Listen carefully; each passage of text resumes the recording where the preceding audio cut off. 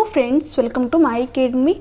तो फ्रेंड्स, जैसा कि आप सभी को पता है, जो आपके साइंस की एनसीईआरटी सीरीज चली उसमें हम लोगों ने क्लास 6 की एनसीईआरटी का पहला चैप्टर कंप्लीट कर लिया था।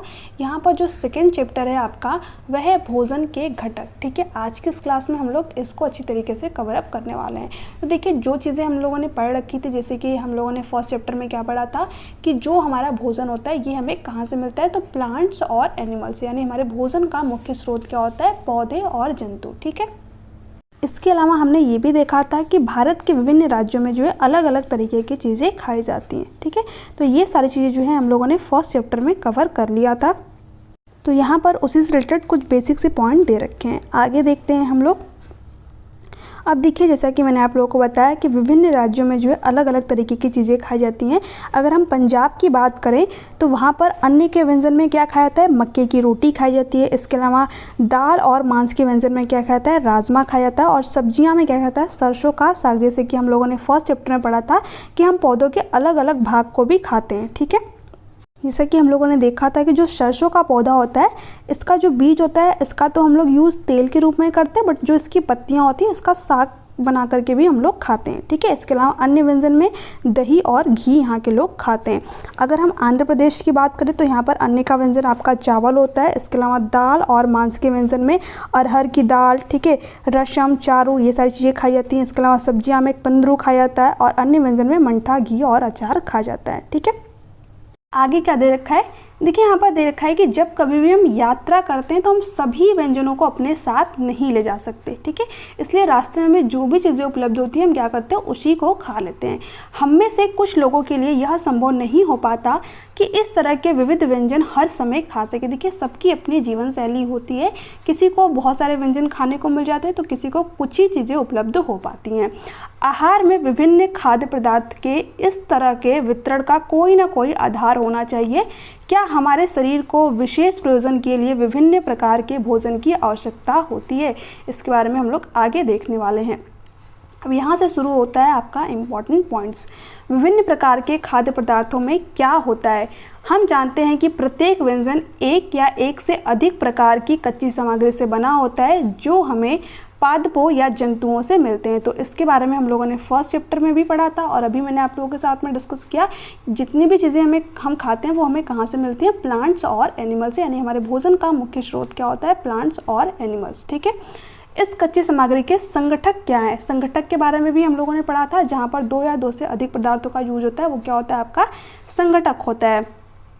इस कच्ची सामग्री में हमारे शरीर के लिए कुछ आवश्यक घटक होते हैं, इन घटकों को हम पोषक कहते हैं। ठीक है, हमारे भोजन में मुख्य पोषक कार्बोहाइड्रेट, प्रोटीन, वसा, विटामिन तथा खनिज लवण है। बहुत ही इंपॉर्टेंट पॉइंट है, यहाँ से आपके एग्जाम में कई बार क्वेश्चन बना हुआ है।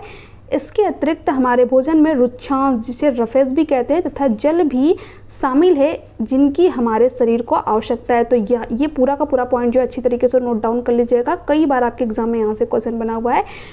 कई बार आपके एग्जाम में ये भी क्वेश्चन पूछा गया है कि जो रुक्षांश होता है, जो रफेज होता है, क्या ये हमारे बॉडी के लिए आवश्यक होता है, तो हाँ, ये हमारे बॉडी के लिए आवश्यक होता है। ठीक है, आगे देखते हैं। अब देखिए, यहाँ पर जिन पोषक तत्वों के बारे में हमने पढ़ा उसके परीक्षण के बारे में दे रखा है कि किस तरीके से जो है हम उनका परीक्षण कर सकते हैं। जैसे कि आपका कार्बोहाइड्रेट का परीक्षण हो गया, प्रोटीन का परीक्षण हो गया, वसा का परीक्षण हो गया। ठीक है, तो आगे देखते हैं हम लोग। इसके साथ आपको यहाँ पर दे रखा है कि इन परीक्षणों को करने के लिए आपको क्या क्या चीज़ें चाहिए। तो आयोडीन चाहिए, कॉपर सल्फेट तथा कास्टिक सोडा विलयनों की आवश्यकता होगी। आपको कुछ परख नलियाँ तथा एक ड्रॉपर की भी आवश्यकता होगी। ठीक है, इसके अलावा आपको कुछ सावधानियाँ भी दे रखी है कि जब भी जो है हम परीक्षण करें तो जो ये रसायन होते हैं इनको खाने या फिर चखने का प्रयास ना करें। ठीक, इसके अलावा यहाँ पर दे रखा है कि यदि आवश्यक विलयन तत्काल उपलब्ध नहीं है तो आप किस तरीके से निम्न विधि से विलयन को तैयार कर सकते हैं। यहाँ पर दे रखा है, आयोडीन का तनु विलयन बनाने के लिए जल से आधी भरी परख नली में कुछ बूंदें टीचर आयोडीन की मिला दीजिए। ठीक है, और कॉपर सल्फेट का विलयन बनाने के लिए 100 मिलीलीटर जल में 2 ग्राम कॉपर सल्फेट घोलने से बन जाता है। 100 मिलीलीटर जल में 10 ग्राम कास्टिक सोडा घोलने से हमें अभिष्ट कास्टिक सोडा विलयन मिल जाएगा। तो इस तरीके से हमने देखा कि आयोडीन का विलयन कैसे बनाना है, कॉपर सल्फेट का और कास्टिक सोडा का। आगे देखते हैं कि जो खाद्य पदार्थ है हम इसका परीक्षण कैसे करें। तो सबसे पहले हम लोग जो है यहाँ पर कार्बोहाइड्रेट का परीक्षण करने वाले हैं। कार्बोहाइड्रेट कई प्रकार के होते हैं। हमारे भोजन में पाए जाने वाले मुख्य कार्बोहाइड्रेट मंड तथा शर्करा के रूप में होते हैं। यदि किसी खाद्य पदार्थ में मंड है तो इसका आसानी से परीक्षण कर सकते हैं। तो यहाँ पर दे रखा है कि मंड का जो है परीक्षण कैसे करें, क्योंकि जो हम कार्बोहाइड्रेट खाते हैं वो हमारे भोजन में किस रूप में होता है, मंड और शर्करा के रूप में होता है। परीक्षण के लिए खाद्य पदार्थ या कच्ची सामग्री की अल्प मात्रा लीजिए। इसमें तनु आयोडीन विलयन की 2 या 3 बूंद डालिए। खाद्य पदार्थ के रंग में होने वाले परिवर्तन को देखिए, क्या यह नीला या काला हो गया। यह नीला या काला रंग मंड की उपस्थिति दर्शाता है। तो बहुत ही इंपॉर्टेंट पॉइंट है, आपके एग्जाम में यहाँ से कई बार क्वेश्चन बने हैं। अगर आप सीटेट का प्रीवियस ईयर क्वेश्चन पर उठा के देखेंगे तो आपको ये क्वेश्चन देखने को मिल जाएंगे। ठीक है, तो जो कार्बोहाइड्रेट है इसके परीक्षण के लिए क्या करना है, खाद्य पदार्थ या कच्ची कोई सामग्री लेनी है, उसमें हमें आयोडीन की 2 से 3 बूंद डाल करके देखनी है। अगर वहाँ पर जो है कलर ब्लू एंड ब्लैक मिल जाता है तो जो खाद्य पदार्थ है उसमें मंड या फिर शर्करा की उपस्थिति है। तो इस तरीके से हम लोगों ने कार्बोहाइड्रेट के परीक्षण के बारे में देखा। आगे देखते हैं। इसके अलावा यहाँ पर आगे दे रखा है कि इसी तरह जो है आप अलग अलग खाद्य पदार्थ लीजिए और उसमें जो है इन परीक्षणों को दोहराइए और देखिए किस पदार्थ में मंड या फिर शर्करा उपस्थित है। ठीक है, प्रोटीन के लिए परीक्षण। देखिए जो परीक्षण है आपके एग्ज़ाम के लिए बहुत ही ज़्यादा इंपॉर्टेंट है। कई बार आपके एग्ज़ाम में यहाँ से क्वेश्चन बना हुआ है, तो इसको आप अच्छी तरीके से नोट डाउन कर लीजिएगा। प्रोटीन के परीक्षण के लिए किसी खाद्य पदार्थ की थोड़ी मात्रा लीजिए। जिस खाद्य पदार्थ का परीक्षण करना है यदि वह ठोस है तो पहले उसका पेस्ट अथवा चूर्ण बनाने की आवश्यकता होती है।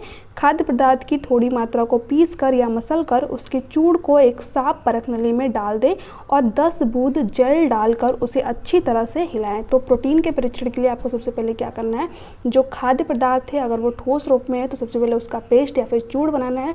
उसके बाद में उसको परख नली में डालना है और 10 बूंद जो है जल का डालकर उसको अच्छी तरीके से मिक्स करना है। फिर आगे क्या करना है, अब ड्रॉपर की सहायता से परख नली में 2 बूंद कॉपर सल्फेट का विलयन तथा 10 बूंद कास्टिक सोडा का विलयन डालिए। अच्छी तरह से हिलाकर कुछ मिनट के लिए परख नली को रख दीजिए। आपने क्या देखा, क्या परख नली का पदार्थ बैंगनी रंग का हो गया है। बैंगनी रंग खाद्य पदार्थ में प्रोटीन की उपस्थिति दर्शाता है। ठीक, आपका दे रखा है। सबसे पहले प्रोटीन के परीक्षण के लिए आपको क्या करना है, जो ठोस खाद्य पदार्थ है उसका चूर्ण या फिर पेस्ट बनाना है, उसको परख नली में डालना है। उसके बाद में 10 बूंद जो है आपको जल की डालना है परख नली में, उसको अच्छी तरीके से मिक्स करना है। उसके बाद में आपको जो है 2 बूंद कॉपर सल्फेट की डालना है और 10 बूंद जो है कास्टिक सोडा का डाल के अच्छी तरीके से मिक्स करना है। अगर वहाँ पर वायलेट कलर यानी कि बैंगनी कलर मिल जाता है तो जो खाद्य पदार्थ है उसमें प्रोटीन उपस्थित है। ठीक है, तो हमने देखा कार्बोहाइड्रेट का परीक्षण, प्रोटीन का परीक्षण। ठीक है, तो आपको इन दोनों पॉइंटों को अच्छी तरीके से नोट डाउन कर लेना है और इसी तरीके से जो है आप किसी दूसरे खाद्य पदार्थ के साथ में ये परीक्षण दोहरा सकते हैं। आगे देखते हैं वसा के लिए परीक्षण। ठीक है, खाद्य पदार्थों की अल्प मात्रा लीजिए, इसे एक कागज के टुकड़े में लपेटकर कूटिए। ध्यान रखें कागज फट ना जाए। अब कागज को सीधा कीजिए और ध्यानपूर्वक देखिए कि क्या इस पर तेल के धब्बे हैं। कागज को किसी प्रकाश के सामने लाएं। क्या आपको इस धब्बे से होकर आने वाला धुंधला प्रकाश दिखाई देता है। कागज पर तेल का धब्बा खाद्य पदार्थ में वसा की उपस्थिति दर्शाता है। तो इस तरीके से जो है आप वसा का परीक्षण कर सकते हैं, यानी कि आप जो है कोई कागज़ का टुकड़ा ले लीजिए, उसमें थोड़ा सा कोई खाद्य पदार्थ ले लीजिए, उसको जो है फोल्ड करके हल्का सा कूटिए। इतना आपको नहीं कूटना है, ये कागज़ फट जाए। उसके बाद में कागज़ को आप सीधा करके देखेंगे तो जो उस पर तेल के धब्बे दिखाई देते हैं वही क्या होता है, आपका वसा होता है। ठीक है, आगे देखते हैं।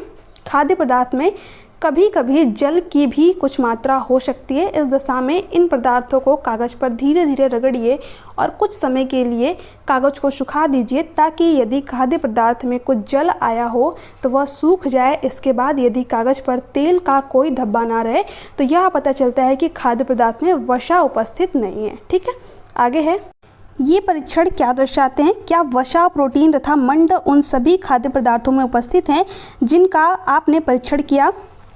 क्या एक खाद्य पदार्थ में एक से अधिक पोषक तत्व उपस्थित होते हैं। क्या आपने कोई ऐसा खाद्य पदार्थ पाया है जिनमें इनमें से कोई भी पोषक तत्व उपस्थित ना हो। हमने 3 पोषकों कार्बोहाइड्रेट, प्रोटीन तथा वसा के लिए खाद्य पदार्थों का परीक्षण किया था। तो हम लोगों ने कार्बोहाइड्रेट का परीक्षण देखा, प्रोटीन का परीक्षण देखा और वसा का परीक्षण देखा। विटामिन तथा खनिज लवण जैसे अन्य पोषक भी हमारे विभिन्न खाद्य पदार्थों में उपस्थित रहते हैं। इन सभी पोषकों की हमें क्यों आवश्यकता होती है, चलिए जरा इसके बारे में देखते हैं।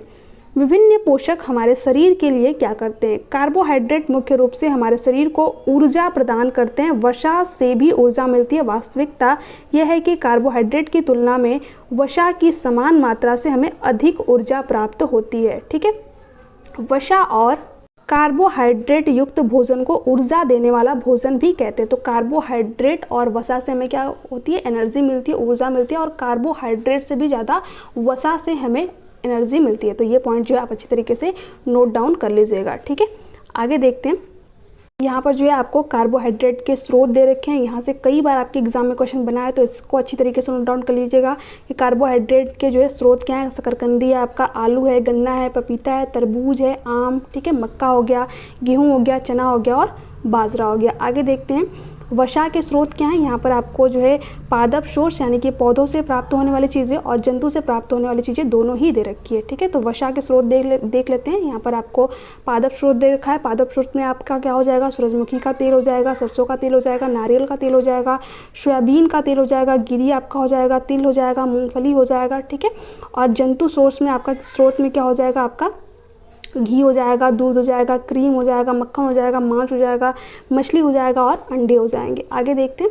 यहाँ पर आपको प्रोटीन के कुछ स्रोत दे रखे हैं, पादप स्रोत और एनिमल सोर्स यानी जंतु स्रोत आपको दे रखे हैं। तो जो पौधों से प्राप्त होने वाली चीज़ें हैं वो क्या दे रखी है? तुअर दाल आपकी हो गई, राजमा हो गई, सोयाबीन हो गई, मटर होगी, मूंग होगी, चना होगी। ये सारे जो है अच्छी तरीके से नोट डाउन कर लीजिएगा कि प्रोटीन के पादप स्रोत क्या हैं और जंतु स्रोत क्या हैं, क्योंकि यहाँ से आपके एग्जाम में कई बार क्वेश्चन बना हुआ है। ठीक है, इसके अलावा प्रोटीन हमें जो है जंतुओं से कहाँ से मिलता है? मांस से मिलता है, मछली से मिलता है, पनीर से मिलता है, ठीक है, दूध से मिलता है, अंडे से मिलता है। आगे देखते हैं। इसके अलावा आपको विटामिन ए के कुछ स्रोत दे रखे हैं, जैसे कि दूध हो गया, मछली का तेल हो गया, पपीता हो गया, ठीक है, आपका गाजर हो गया। इसके अलावा विटामिन बी के कुछ स्रोत दे रखे हैं, जैसे कि आपका यकृत, लीवर हो गया। ठीक है, इसके अलावा विटामिन सी जो सिट्रस फूड होते हैं, जो खट्टे फल होते हैं, उनके स्रोत दे रखे हैं आपको। संतरा हो गया, टमाटर हो गया, अमरूद हो गया, मिर्च हो गया, नींबू, आंवला, इसमें क्या होता है? आपका विटामिन सी होता है। ठीक है, और इसके अलावा विटामिन डी के स्रोत आपको दे रखे हैं, दूध, मक्खन, लीवर, अंडा, मछली। तो ये सारे स्रोत जो है आपको अच्छी तरीके से पता होने चाहिए। अब देखिए यहाँ पर क्या दे रखा है? प्रोटीन की आवश्यकता शरीर की वृद्धि तथा स्वस्थ रहने के लिए होती है। प्रोटीन युक्त भोजन को प्रायः शरीर वर्धक भोजन कहते हैं। ये बहुत ही इंपॉर्टेंट पॉइंट है। यहाँ से आपके एग्जाम में यही क्वेश्चन बनता है कि प्रोटीन की आवश्यकता हमारे शरीर को क्यों होती है? तो शरीर की वृद्धि तथा स्वस्थ रहने के लिए। ठीक है, और प्रोटीन युक्त भोजन को प्रायः शरीर वर्धक भोजन कहते हैं। ठीक है, विटामिन रोगों से हमारे शरीर की रक्षा करते हैं। विटामिन हमारी आँख, अस्थियाँ, दांत और मसूड़ों को स्वस्थ रखने में भी सहायता करते हैं। विटामिन कई प्रकार के होते हैं जिन्हें अलग अलग नामों से जाना जाता है। इनमें से कुछ को vitamin A, vitamin B, vitamin C, vitamin D, vitamin E तथा विटामिन के नाम से जाना जाता है। विटामिन के एक समूह को विटामिन बी कॉम्प्लेक्स कहते हैं। हमारे शरीर को विभिन्न प्रकार के विटामिनों की अल्प मात्रा में आवश्यकता होती है। ठीक, विटामिन होते हैं, ये क्या करते हैं? कई प्रकार के रोगों से हमारे शरीर की रक्षा करते हैं। तो ये भी जो है आपको पता होना चाहिए। विटामिन ए हमारी त्वचा तथा आँखों को स्वस्थ रखता है। अब यहाँ से देखिए, इसको अच्छी तरीके से नोट डाउन कर लीजिएगा कि विटामिन ए क्या करता है? हमारी त्वचा तथा आँखों को स्वस्थ रखता है। विटामिन सी बहुत से रोगों से लड़ने में हमारी मदद करता है। विटामिन डी हमारी अस्थियों और दांतों के लिए कैल्शियम का उपयोग करने में हमारे शरीर की सहायता करता है। तो इस पॉइंट को जो अच्छी तरीके से नोट डाउन कर लीजिएगा। यहाँ से आपके एग्जाम में कई बार क्वेश्चन बने हुए हैं। विटामिन से भरपूर भोजन चित्र में 2.6 में, चित्र 2.9 में दिखाए गए। तो ये आप लोगों ने देखा ये भी। ठीक है, यहाँ पर 2.6 भी आपने देखा और 2.9 भी आप लोगों ने देखा। आगे देखते हैं। इसके अलावा आपको आयोडीन के कुछ स्रोत दे रखे हैं। पालक आपका हो गया, अदरक हो गया। ठीक है, इसके अलावा फास्फोरस के स्रोत दे रखे हैं आपको कुछ। दूध हो गया, केला हो गया, हरी मिर्ची आपका हो गया। ठीक है, इसके अलावा लौह के स्रोत दे रखे हैं, जो आपकी हरी सब्जियां होती हैं। ठीक है, पालक आपका हो गया, सेव हो गया। ठीक है, इसके अलावा लीवर हो गया। कैल्शियम के कुछ स्रोत दे रखे हैं। दूध आपका हो गया। ठीक है, अंडा हो गया।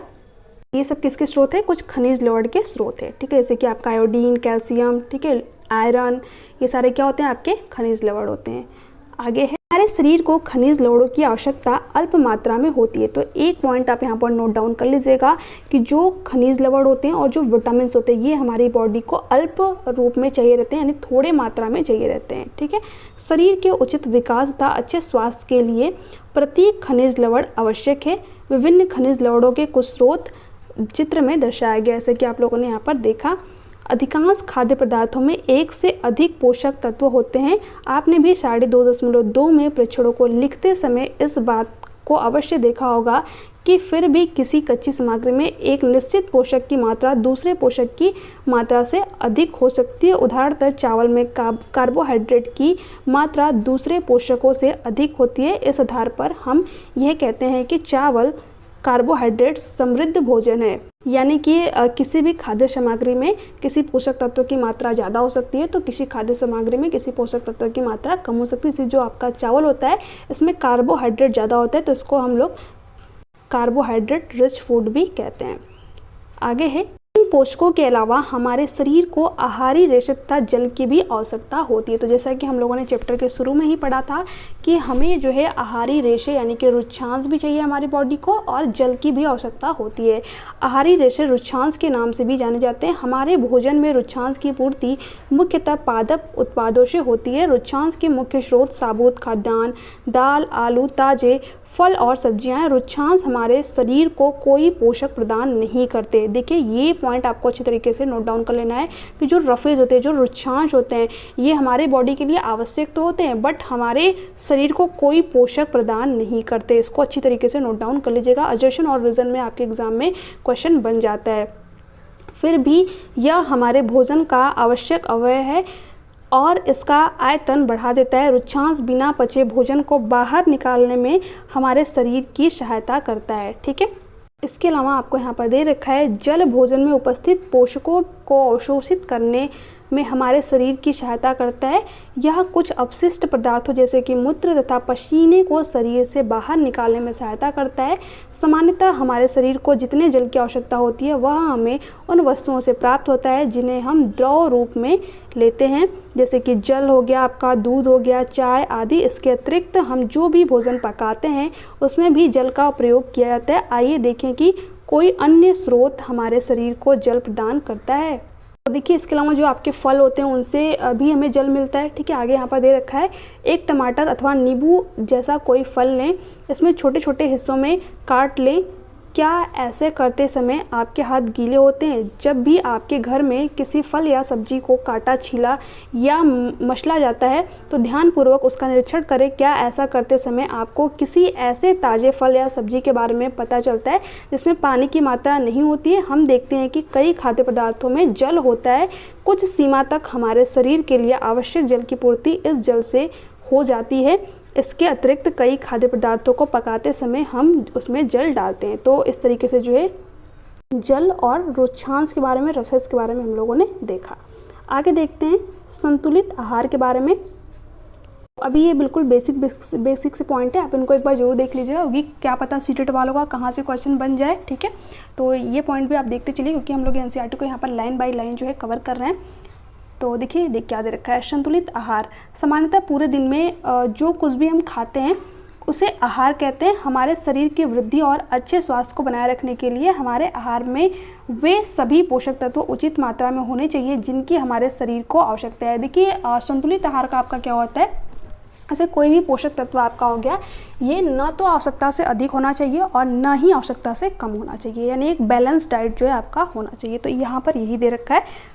इसके अलावा जो भी चीज़ें हम खा रहे हैं उसमें पर्याप्त मात्रा में रुक्षांश और जल भी होना चाहिए। ठीक है, क्या आप सोचते हैं कि प्रत्येक आयु वर्ग के लोगों को एक ही प्रकार के आहार लेने की आवश्यकता होती है? क्या आप भी यही सोचते हैं कि हमारा संतुलित आहार हमारे शारीरिक कार्य पर निर्भर करता है? एक सप्ताह की अवधि में आप जो भी खाते हैं उसका एक चार्ट तैयार कीजिए। जांच कीजिए कि प्रतिदिन जो आप भोजन करते हैं क्या उसमें सभी पोषक तत्व उपस्थित हैं। देखिए जैसे कि यहाँ पर दे रखा है दालें, सोयाबीन, अंकुरित बीज, मूंग व चना, किण्वित भोजन, दक्षिण भारतीय भोजन जैसे कि इडली, आटे का मिश्रण, मिस्सी रोटी, थेपला, अनाज व दालों से बना, केला, पालक, सत्तू, गुड़, उपलब्ध सब्जियां तथा इस प्रकार के अन्य भोजन कई पोषक उपलब्ध कराते हैं। इसलिए कोई व्यक्ति अल्प व्यय में भी संतुलित आहार खा सकता है। देखिए कोई जैसे कि जो फ्रूट्स होते हैं काफ़ी महंगे होते हैं तो कोई जो है फ्रूट्स किसी के पास अवेलेबल नहीं होता है, फिर भी कई सारी चीज़ें होती हैं जिसमें कि हमें पोषक तत्व मिलते हैं तो हम उन चीज़ों को खा सकते हैं। ठीक है,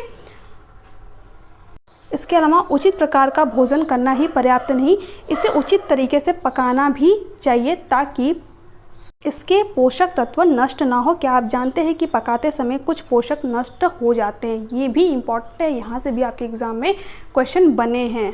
अब देखिए, इस पॉइंट को अच्छी तरीके से आप नोट डाउन कर लीजिएगा। यहाँ से जो है आपके एग्जाम में क्वेश्चन आता है, उतारकर यदि सब्जियों और फलों को धोया जाता है तो यह संभव है कि उनके कुछ विटामिन नष्ट हो जाते हैं। सब्जियों और फलों की त्वचा में कई महत्वपूर्ण विटामिन तथा खनिज लवण होते हैं। चावल और दालों को बार बार धोने से उनमें उपस्थित विटामिन और कुछ खनिज लवण अलग हो सकते हैं। तो यहाँ से आपके एग्जाम में एक बार क्वेश्चन बना था कि अगर हम चावल को रिपीटेडली बार बार धोते हैं तो उसमें कौन सा विटामिन लॉस होता है। ठीक है, तो उसमें विटामिन B1 जो है आपका लॉस होता है। अगर आप क्लास 7th की NCERT देखेंगे तो उसमें ये चीज़ डिटेल में दे रखी है, तो जब हम लोग पढ़ेंगे क्लास 7th की NCERT तो उसमें हम लोग देखेंगे। ठीक है, यहाँ पर भी आप नोट डाउन कर लीजिएगा कि जब चावल को रिपीटेडली बार बार धोया जाता है तो उसमें से विटामिन B1 लॉस होता है। ठीक है, आगे है, हम सभी जानते हैं कि पकाने से भोजन का स्वाद बढ़ता है तथा इसे पचाने में आसानी होती है। इसके साथ साथ पकाने में कुछ पोषक तत्वों की हानि भी हो सकती है। यदि भोजन पकाने में अत्यधिक जल का उपयोग किया जाता है और बाद में उसे फेंक दिया जाता है तो कई लाभदायक प्रोटीन तथा खनिज लवण की हानि हो जाती है। ठीक है, ये पॉइंट आप नोट डाउन कर लीजिएगा। यहाँ पर आगे जो है, पकाने में विटामिन C आसानी से गर्मी से नष्ट हो जाता है। क्या यह उचित नहीं होगा कि हम अपने आहार में फल और कच्ची सब्जियों को सम्मिलित करें? तो देखिए, आपसे एग्जाम में क्वेश्चन बना है कि कौन सा विटामिन जो है पकाने पर नष्ट हो जाता है, तो वो है विटामिन C। यहाँ पर आगे क्या दे रखा है, बूझों ने सोचा कि हर समय वसा युक्त खाना ही सर्वोत्तम भोजन है। एक कटोरी कार्बोहाइड्रेट युक्त भोजन की अपेक्षा एक कटोरी वसा युक्त भोजन अधिक ऊर्जा देगा, क्योंकि हम लोगों ने देखा था कि जो वसा होता है वो कार्बोहाइड्रेट से ज़्यादा ऊर्जा देता है। ठीक है, तो इसलिए जो बूझो है उसने क्या किया, वसा युक्त चीज़ें खाना शुरू कर दिया, क्योंकि वसा से जो है बहुत ज़्यादा एनर्जी मिलती है, ऊर्जा मिलती है। तो उसने क्या खाया, समोसा खाया, पूरी खाई, मलाई, रबड़ी, पेड़ा आदि प्रचुर वसा युक्त भोजन ही खाया, इसके अलावा कुछ नहीं खाया। तो हमने एक चीज़ और पढ़ी थी कि हमें बैलेंस डाइट लेना है, संतुलित आहार लेना है, कोई भी चीज़ आवश्यकता से अधिक नहीं खानी, नहीं तो हमारे लिए वो चीज़ नुकसानदायक हो जाएगी। ठीक है, और जो है हमें आवश्यकता से कम भी नहीं खानी है, आवश्यकता के अनुसार ही चीज़ें हमें खानी है। ठीक है, क्या आप सोचते हैं कि वह ठीक था? बिल्कुल भी नहीं। ठीक है, जो बूझों का पेट है वो पूरा इस तरीके से फूल गया, आप यहाँ पर देख सकते हैं। निसंदेह नहीं, इतना अधिक वसा युक्त भोजन खाना हमारे लिए बहुत हानिकारक हो सकता है। हमारे भोजन में वसा की अत्यधिक मोटापे का कारण बनती है। अगर हम वसा की अत्यधिक मात्रा लेते हैं तो इससे क्या होते हैं, हम मोटे हो जाते हैं। ठीक है, आगे देखते हैं, अभावजन्य रोग। एक व्यक्ति खाने के लिए पर्याप्त भोजन पा रहा है, लेकिन कभी कभी उसके भोजन में किसी विशेष पोषक की कमी हो जाती है। यदि यह कमी लंबे अवधि तक रहती है तो वह व्यक्ति उसके अभाव में ग्रसित हो सकता है। एक या अधिक पोषक तत्वों की अभाव हमारे शरीर में रोग अथवा विकृतियां उत्पन्न कर सकता है। वे रोग जो लंबी अवधि तक पोषक के अभाव के कारण होते हैं उन्हें अभावजन्य रोग कहते हैं। तो ये भी पॉइंट जो है आप अच्छी तरीके से नोट डाउन कर लीजिएगा कि अभावजन्य रोग किसे कहते हैं। ठीक है, बेसिक सा पॉइंट है, ये तो आप लोगों को पता चल ही गया होगा। ठीक है, आगे देखते हैं, यदि कोई व्यक्ति अपने भोजन में पर्याप्त प्रोटीन नहीं ले रहा है तो उसे कुछ रोग हो सकते हैं, जैसे वृद्धि का अवरुद्ध होना। जैसे कि हम लोगों ने देखा था, ये जो प्रोटीन है ये क्या होता है, हमारे वृद्धि के लिए आवश्यक होता है, हमारे शरीर को स्वस्थ रखता है। तो अगर हम प्रोटीन जो है लंबे टाइम से नहीं ले रहे हैं तो ऐसे में क्या होगा, जो हमारी वृद्धि होगी वो रुक जाएगी। ठीक है, चेहरे पर सूजन, बालों के रंग का उड़ना, त्वचा की बीमारियां और पेचिश आदि। यदि प्रोटीन तथा कार्बोहाइड्रेट दोनों ही किसी व्यक्ति के आहार में एक लंबे समय तक अनुपस्थित रहते हैं तो उसकी वृद्धि जो है पूरी तरीके से अवरुद्ध हो जाएगी। ऐसा व्यक्ति बहुत दुबला पतला हो जाएगा, वह इतना दुर्बल हो जाएगा कि वह चलने में भी असमर्थ होगा। ठीक है, तो इसलिए प्रोटीन क्या है, हमारे शरीर के लिए बहुत ही आवश्यक है। विभिन्न विटामिन और खनिज लवणों के अभाव में विभिन्न रोग अथवा विकृतियां हो सकती हैं। इनमें कुछ सारणी 2.3 में दिए गए हैं, अभी हम लोग देखेंगे भी। सभी अभावजन्य रोगों की रोकथाम संतुलित आहार लेने से की जा सकती है। तो हमें एक बैलेंस डाइट जो है लेना चाहिए, संतुलित आहार लेना चाहिए। उसके बाद में दे रखा है, इस अध्याय में हमने स्वयं से यह जानने की कोशिश की कि विभिन्न क्षेत्रों में भोजन में इतनी अधिक विविधता होते हुए भी आहार में पोषक तत्वों का वितरण सामान्य है। यह वितरण हमारे भोजन में आवश्यक पोषक तत्वों की उपस्थिति सुनिश्चित करता है। ठीक है। के बाद में आपका एक इम्पॉर्टेंट चार्ट दे रखा है जिसको आप अच्छी तरीके से या तो आप इसका स्क्रीनशॉट ले सकते हैं या तो अच्छी तरीके से नोट डाउन कर लीजिएगा, क्योंकि यहाँ से आपके एग्जाम में कई बार क्वेश्चन देखने को मिले हैं। ठीक है, और इसका PDF आप लोगों को मैं टेलीग्राम चैनल पे शेयर कर दूँगी। ठीक है, तो चलिए देखते हैं, इसको अच्छी तरीके से नोट डाउन कर लीजिएगा प्लीज़, आप सभी से रिक्वेस्ट है। विटामिन और खनिज लवणों के अभाव के कारण होने वाले कुछ रोग। देखिए, विटामिन ए जिसको कि हम लोग रेटिनॉल के नाम से जानते हैं, और इसकी कमी से कौन सा रोग होता है, रतौंधी नामक, यानी कि छीड़ता दृष्टिहीनता हो जाता है। और इसके लक्षण क्या हैं, कमजोर दृष्टि, अंधेरे या फिर रात में कम दिखाई देना, कभी कभी जो है पूरी तरह से दिखाई देना बंद भी हो जाता है। आगे देखते हैं, विटामिन B1 जिसको कि हम लोग थायमीन के नाम से जानते हैं, और इसकी कमी से कौन सा रोग हो जाता है, बेरी। ठीक है, और इसके लक्षण क्या हैं, दुर्बल पेशियों और काम करने की ऊर्जा में कमी। विटामिन C के बारे में देखते हैं, इसको हम लोग क्या कहते हैं, एस्कॉर्बिक एसिड भी कहते हैं। यहाँ से भी आपके एग्जाम में क्वेश्चन बना है कि कौन सा ऐसा विटामिन है जिसको हम लोग एसिड के रूप में जानते हैं, तो वह है आपका विटामिन C। इसकी कमी से कौन सा रोग होता है, स्कर्वी नामक जो है आपका रोग होता है, जिससे के लक्षण क्या होते हैं, मसूड़ों से खून निकलना, घाव भरने में अधिक समय का लगना। आगे है विटामिन D जिसको कि हम लोग सिकोफेरॉल के नाम से जानते हैं, और इसकी कमी से कौन सा रोग होता है, रिकेट्स नामक रोग होता है। और इसमें क्या होता है, अस्थियों का मुलायम होकर मुड़ जाना, जो इसके लक्षण होते हैं। तो 2 पॉइंट आपको ध्यान में रखना है यहाँ पर, क्योंकि इसमें बहुत ज़्यादा कन्फ्यूजन होती है। देखिए, जो विटामिन B है इसके लक्षण क्या होते हैं, दुर्बल पेशियां और काम करने की ऊर्जा में कमी। बट जो विटामिन D होता है इसमें क्या होता है, जो अस्थियां होती हैं वो मुलायम होकर के मुड़ जाती हैं। ठीक है, तो ये दोनों ध्यान रखना है, क्योंकि इसमें बहुत ज़्यादा कन्फ्यूजन होती है। इसके अलावा देखिए, कैल्शियम की कमी से क्या होता है, अस्थियां और दंतक्षय, कमजोर अस्थियां, दंतक्षय। ठीक है, आयोडीन की कमी से ग्वाइटर, घेंगा नामक रोग होता है, जो गर्दन होती है उसमें स्वेलिंग हो जाती है। ठीक है, गर्दन की ग्रंथि का फूल जाना, बच्चों में मानसिक विकलांगता होना। ठीक है, लौह अरक्तता, इसकी कमी से क्या होता है, कमजोरी होती है। तो ये जो है पूरा का पूरा आपको अच्छी तरीके से स्क्रीनशॉट ले लेना है। यहाँ से आपके एग्जाम में कई बार क्वेश्चन बनाया है सीटेट के एग्जाम में। ठीक है, तो आज का ये आपका चैप्टर कंप्लीट होता है। इसके अलावा हम लोग देख लेते हैं प्रमुख शब्द। तो हम लोगों ने बैलेंस डाइट के बारे में चीज़ें देखी, हमें कोई भी चीज़ आवश्यकता से अधिक या फिर आवश्यकता से कम नहीं लेना है। बेरी क्या होता है, विटामिन B की कमी से होने वाला जो है आपका एक प्रकार का विकार है। इसके अलावा कार्बोहाइड्रेट के बारे में हम लोगों ने देखा, कार्बोहाइड्रेट एनर्जी गिविंग फूड होता है। ऊर्जा के बारे में हम लोगों ने देखा, वसा जो है कार्बोहाइड्रेट से ज़्यादा ऊर्जा में प्रदान करता है।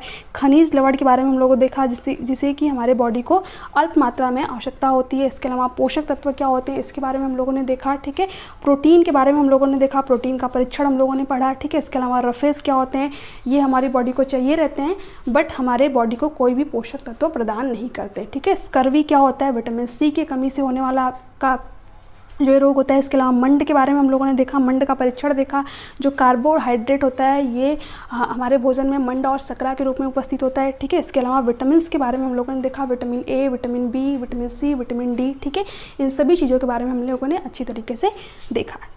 तो आई होप कि अब इस चैप्टर से रिलेटेड आपको कोई भी डाउट नहीं होंगे। फिर भी आपको कोई भी डाउट हो, कोई भी क्यूरियोसिटी, तो आप नीचे कमेंट सेक्शन में कमेंट करके पूछ सकते हैं। आगे के चैप्टर में हम लोग देखेंगे तंतु से वस्त्र तक। ठीक है, ये आपकी क्लास 6 की NCERT का चैप्टर 3 है, तो ये हम लोग नेक्स्ट क्लास में देखने वाले हैं। तो फ्रेंड्स, अगर आपको वीडियो अच्छी लगी हो तो प्लीज़ चैनल को सब्सक्राइब कर लीजिएगा, बेल आइकन को प्रेस कर दीजिएगा, ताकि जो आगे की क्लासेस है उसका नोटिफिकेशन आपको मिल जाए। और वीडियो को ज़्यादा से ज़्यादा शेयर कीजिएगा। देखिए, क्लासेस को बनाने में बहुत मेहनत लगती है, तो प्लीज़ आप जो है वीडियो को ज़्यादा से ज़्यादा शेयर कीजिएगा, लाइक कीजिएगा, अच्छे कमेंट कीजिएगा। थैंक्स फॉर वॉचिंग, मिलते हैं नेक्स्ट वीडियो में। और इसका PDF आप लोगों को टेलीग्राम चैनल पर मिल जाएगा। टेलीग्राम का लिंक आप लोगों को नीचे डिस्क्रिप्शन बॉक्स में मिल जाएगा। तो तब तक के लिए bye bye, take care, thanks for watching, thank you so much.